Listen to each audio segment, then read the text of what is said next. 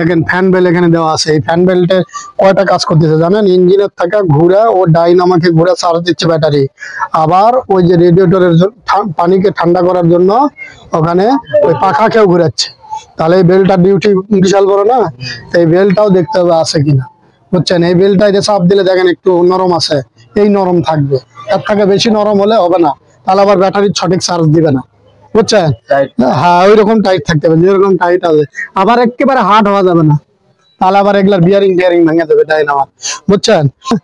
আর গাড়ির যতগুলো greasing point আছে, গ্রিজ পয়েন্ট তো জানেন, যেগুলো নিপুল মাথা দেওয়া আছে, দেখছেন সেগুলা? ওই যে ওখানেও ছবি দেওয়া আছে, দেখে নিবেন। এই যে দেখেন গ্রিজের নিপুল দেওয়া আছে, দেখছেন? এগুলাতে গাড়ি যদি চলে তাহলে 8 থেকে 10 ঘন্টা পর পর আপনার গ্রিজ করতে হবে। গাড়ি চলবে না, গ্রিজ করার দরকার নেই। কিন্তু গাড়ি চলতেছে, তাহলে 8 থেকে 10 ঘন্টার মধ্যে যতগুলো গ্রিজ নিপুল আছে, ওই পাশে দেখবেন ফ্রন্ট অ্যাক্সেলে গ্রিজ করার আছে, সবগুলাতে গ্রিজ করবেন।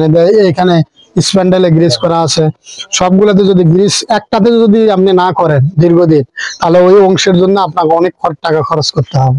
গাড়ি তো আপনার, তাই না? তো সেই জন্য একটু গুরুত্ব দিয়ে আপনি ওই জিনিসগুলো গ্রিজিং যত পয়েন্ট আছে সবগুলাতে গ্রিজিং করবেন। আর এটা হলো ট্রান্সপোর্ট লক, বুঝছেন? এটা